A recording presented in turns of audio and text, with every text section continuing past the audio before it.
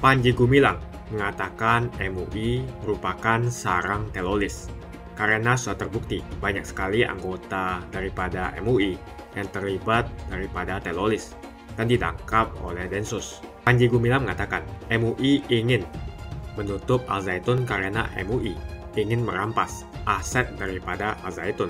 Bahkan Panji Gumilang mengatakan MUI tidak berakhlak dan mengatakan bahwa MUI merupakan sumber daripada penutupan rumah-rumah ibadah agama minoritas. Apakah kalian setuju dengan perkataan Panji Gumilang yang mengatakan bahwa MUI merupakan sarang teroris? Jika kalian setuju, ayo like video ini. Jumlah like menunjukkan bahwa kalian setuju dengan perkataan Panji Gumilang yang mengatakan MUI merupakan sarang teroris. Dan apakah kalian setuju dengan perkataan Panji Gumilang yang mengatakan MUI tidak mempunyai akhlak? Dan apakah kalian setuju bahwa perkataan Panji Gumilang yang mengatakan Al Zaitun diserang karena ormas MUI akan merampas aset daripada Al Zaitun? Tuliskan pendapat kalian. Menurut Panji Gumilang, ormas MUI tidak bisa membantah kalau MUI memang betul merupakan sarang teroris karena banyak sekali anggota daripada MUI ditangkap oleh Densus karena masalah teroris. Justru yang ada teroris itu di majelis ulama. Itu jangan dibuang, jangan ditipu. Masa masyarakat Indonesia mau ditipu? Teroris di pusat dan di daerah. Jumlahnya sudah mencukupi bahwa itu banyak. Saya berpesan, bangsa Indonesia seluruhnya jangan terprovokasi oleh sikap majelis ulama yang tidak berakhlak, menuduh orang, baru bertabayun. Pesan, jangan merasa pintar di negara Pancasila ini. Kembalikan semua ke Pancasila. Jangan ke majelis ulama. Penghasut. Ciri-ciri penghasut menghukumi baru tabayun. Tidak ada itu. Majelis ulama telah memvonis sebelum tabayun. Setelah divonis baru akan tabayun. Ini hal yang keluar dari akhlak Islam. Sudah dikatakan komunis. HS Panji Gumilang komunis. Dasarnya hanya TikTok. Kemudian mengatakan Al Zaitun sesat. Sudah dikatakan oleh majelis ulama. Jadi itu namanya bukan tabayun. Jadi tidak mengerti akhlak tabayun.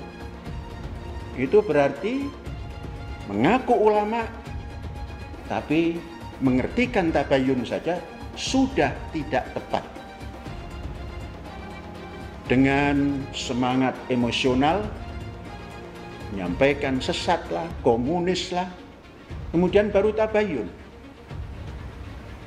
Semua orang yang sehat akal pikirannya itu tidak bakal menerima orang seperti itu.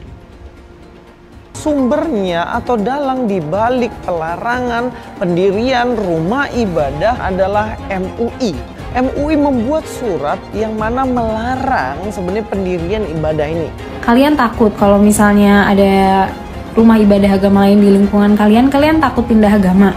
Berarti kalian nggak yakin dong sama agama kalian. Kalau misalnya ada orang-orang yang nggak suka hidup berdampingan dengan umat agama lain, saya bingung nabinya siapa?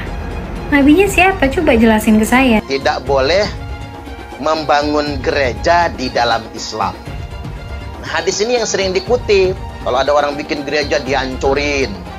Kalau ada orang bikin gereja dilarang. Karena pakai hadis itu.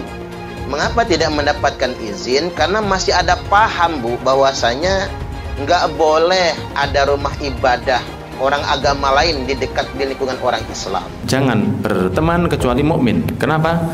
Karena berteman dengan non-muslim itu pelan-pelan menggerus iman kita sama Allah. Kalau bisnis tidak apa-apa. Jadi kalau jalan-jalan sama orang yang tidak jelas itu kafir, misalnya dia non-muslim, itu tidak baik. Jadi kalau ngejak orang makan itu orang yang apa? Yang bertakwa kepada Allah. Karena kalau dia tidak bertakwa kepada Allah, nanti kekuatan dari gizi makanan yang masuk ke badan si orang tadi itu akan membuat dia terbantu untuk maksiat. Kita lupa bahwa dia ada jelek yang sangat besar, dia tidak mau dengan Tuhan kita, itu jelek itu, walaupun dia ganteng atau bersih ini kayak apa. Kenapa? Karena mengurangi iman kita. Makanya Rasulullah mengatakan, la tusohib, ojo jangan berteman dengan orang kafir. Inilah akhlak di hadapan Allah Subhanahu wa Ta'ala. Hidup ini mesti kita jangan balik lagi ke zamannya abad ke-6 ke-7 gitu loh. Itu atau goblok atau sinting gitu, saya juga nggak tahu. TV itu dikatakan para ulama haram. Maka usulan anak kepada antum-antum yang punya TV, buang tuh TV, bahaya.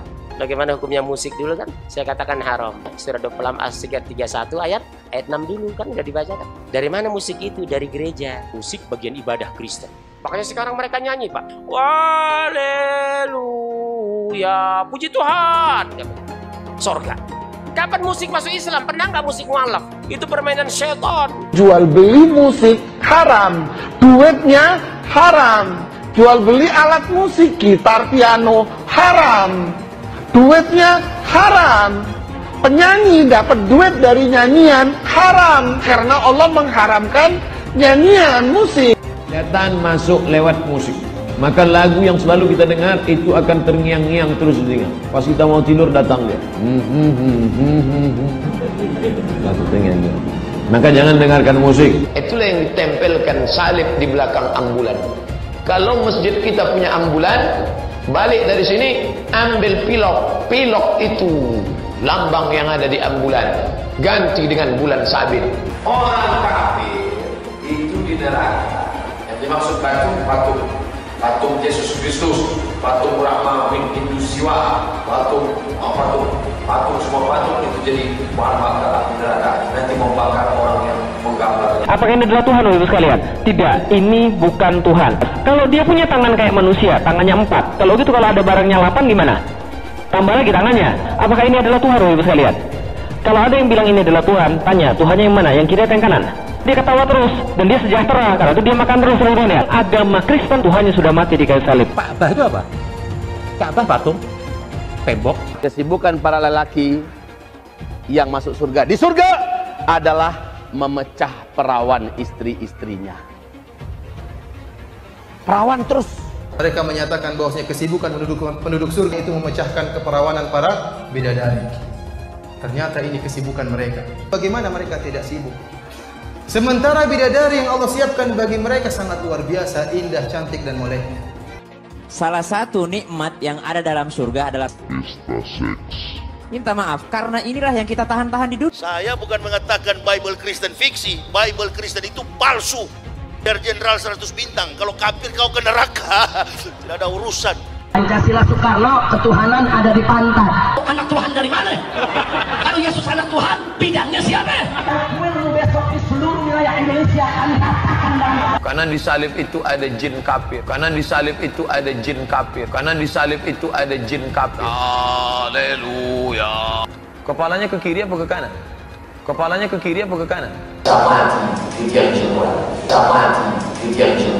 Kita percaya salib itu lambang mulia, bukan jin.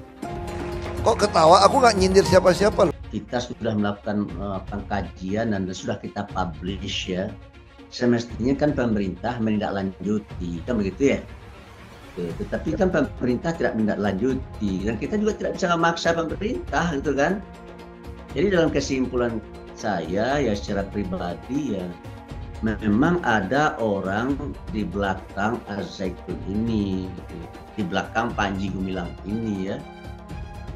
Tapi sebenarnya Az-Zaitun ini begini ya, kalau kita bicara Az-Zaitun itu kita harus bicara tentang dua hal. Satu tentang institusi Az-Zaitunnya, satu yang kedua tentang sosok Panji Gumilangnya. Kalau Az-Zaitun sebagai institusi, sebagai lembaga pendidikan ya, dia meniru konsep pendidikan yang dilaksanakan oleh Gontor dan pemerintah. Jadi kalau kita cari di situ, tidak ketemu itu. Tapi di balik Zaitun itu ada kelompok yang mendirikan Az-Zaitun itulah NII. Terindikasi kuat itu NII yang mendirikan, NII KW 9 itu yang mendirikan. Di balik Al-Zaitun itu pembiayaannya itu adalah berasal dari anggota-anggota NDI dan KW9 itu. Hasil temuan tim peneliti MUI tahun 2002 bahwasanya Al-Zaitun itu terkait dengan NII KW9 dalam hal historis, kemudian juga dalam hal finance, yang ketiga dalam hal kepemimpinan. Pemimpin Al-Zaitun itu adalah namanya Panji Gumilang, yang nama aslinya saya lupa, Abdul Salam itu siapa. So kalau seandainya mereka tidak kagum kepada Panji Gumilang, tidak menjadikan Panji Gumilang sebagai tokoh, saya rasa tidak mungkin mereka datang sejumlah 10.000 itu ke Al-Zaitun. Ngapain mereka ke sana itu kan ya?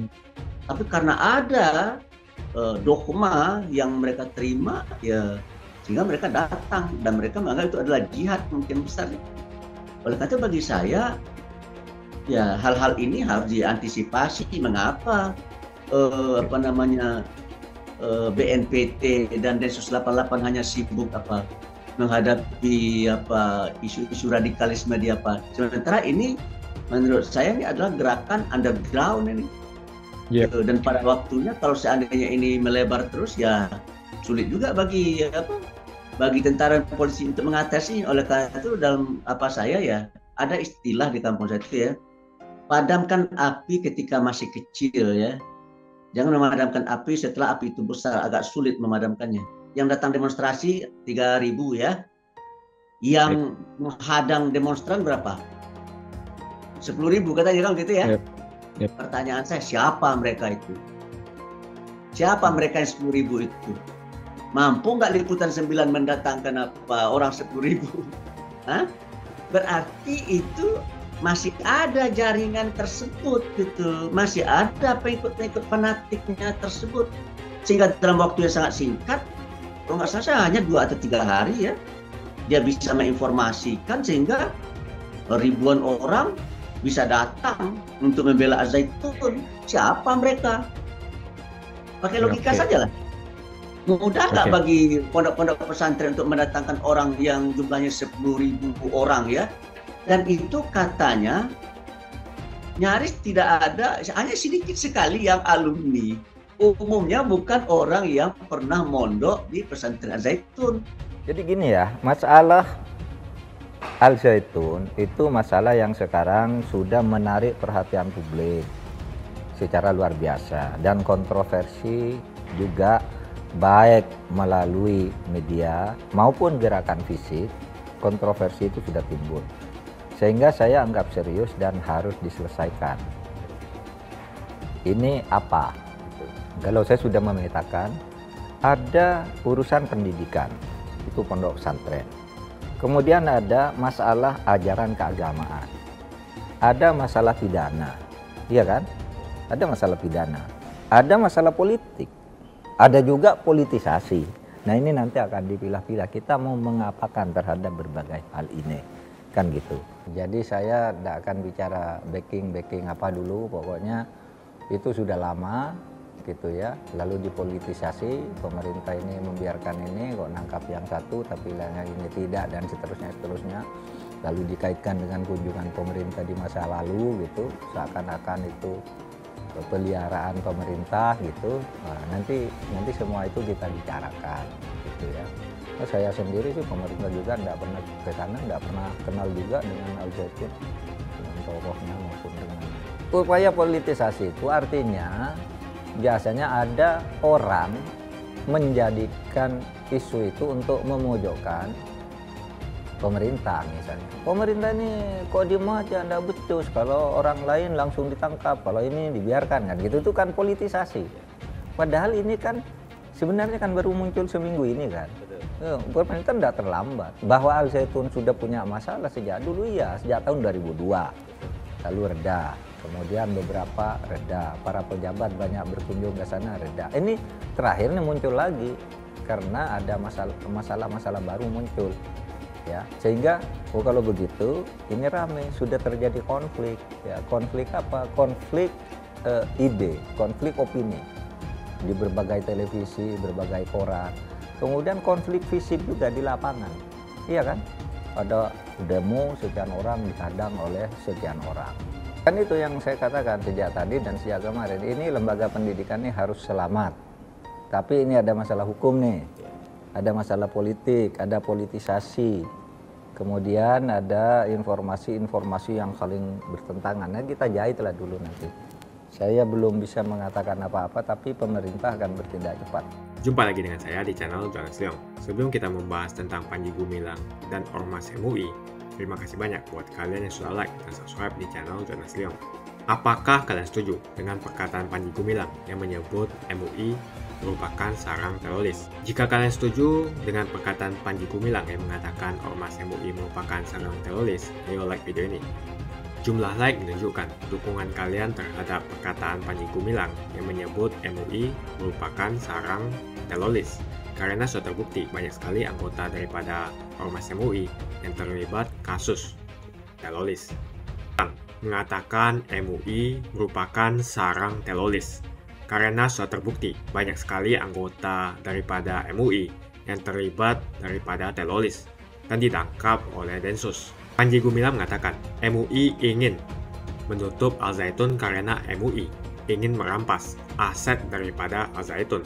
Bahkan Panji Gumilang mengatakan MUI tidak berakhlak dan mengatakan bahwa MUI merupakan sumber daripada penutupan rumah-rumah ibadah agama minoritas.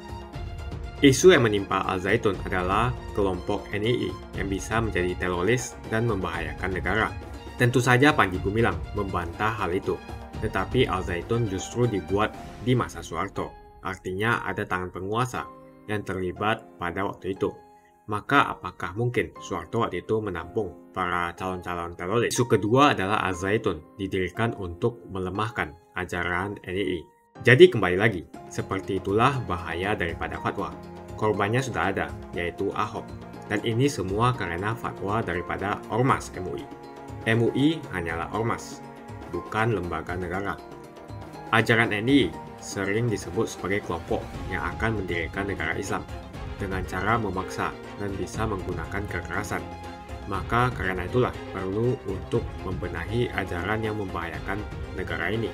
Bahkan isu ketiga dari serangkaian kedua isu di atas bahwa Al Zaitun diduga telah terjadi penyimpangan.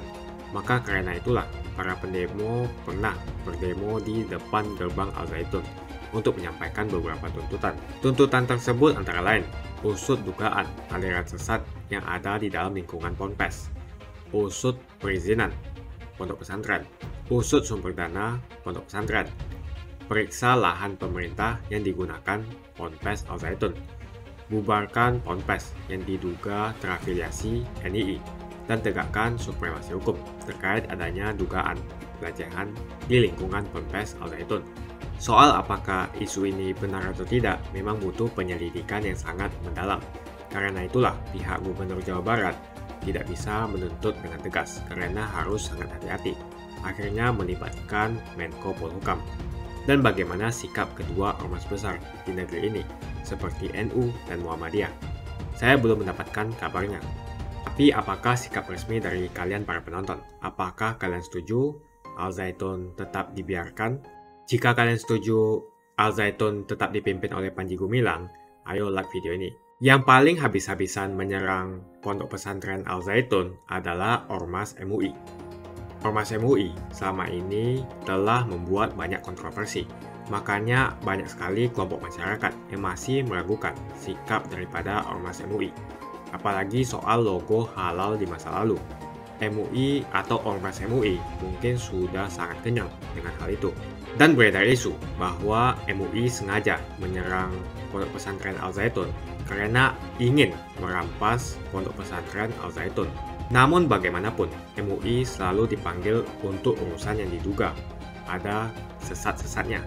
Kalau fatwa daripada Ormas MUI sudah dikeluarkan, meskipun misalnya fatwa itu keliru, seperti contohnya yang terjadi pada Ahok, malah bisa menjadi pembenaran oleh sekelompok orang atau kita kenal sebagai kadrun untuk melancarkan aksi kejamnya.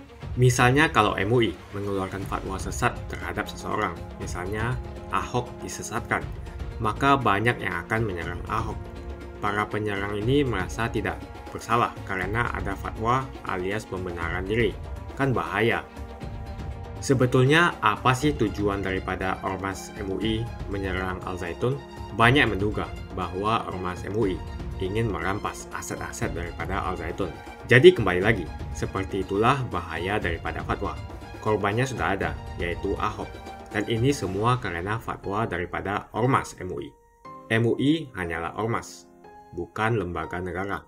Ormas MUI kan sebagian besar isinya adalah manusia biasa, yang bisa salah. Bahkan Ormas MUI juga bisa jadi alat politik. Masih ingat beberapa tahun yang lalu, Anwar Abbas ikut-ikutan mengkritik Jokowi padahal pakai data yang salah. Itu kan berpolitik juga namanya. Jadi terlepas Al Zaitun ini salah atau tidak, negara memang harus turun tangan dan bertindak tegas. Jika Panji Gumilang punya kesalahan, maka bisa diproses hukum. Tetapi Panji Gumilang juga punya hak untuk membela diri dan tidak bisa semena-mena. Masalah Al Zaitun ini tidaklah mudah karena sudah lama dan juga sudah diduga melibatkan banyak tangan-tangan yang kuat. Lalu Ormas MUI juga didirikan zaman Orde Baru. Diduga dulu adalah ormas yang sengaja didirikan untuk menandingi ormas terbesar NU dan Muhammadiyah.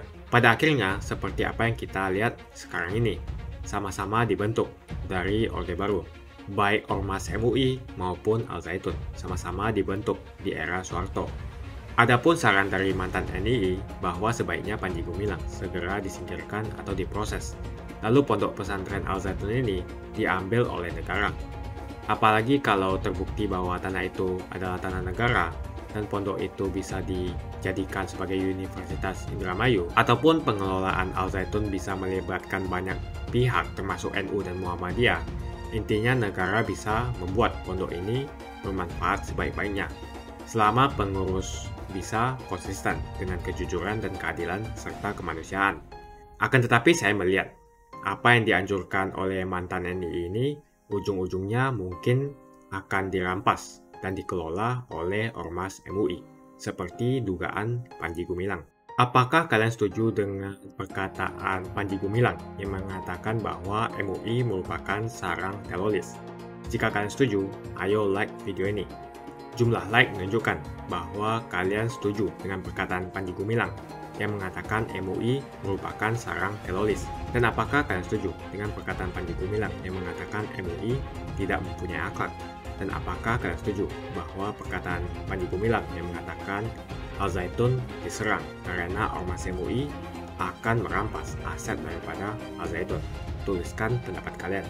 Menurut Panji Gumilang, Ormas MUI tidak bisa membantah kalau MUI memang betul merupakan sarang teroris, karena banyak sekali anggota daripada MUI ditangkap oleh Densus karena masalah teroris. Jika kalian suka dengan apa yang saya sampaikan, pastikan Anda semua menekan like di video ini sekarang juga, dan bagikan info ini ke teman dan family Anda supaya mereka semua mengetahui tentang informasi ini.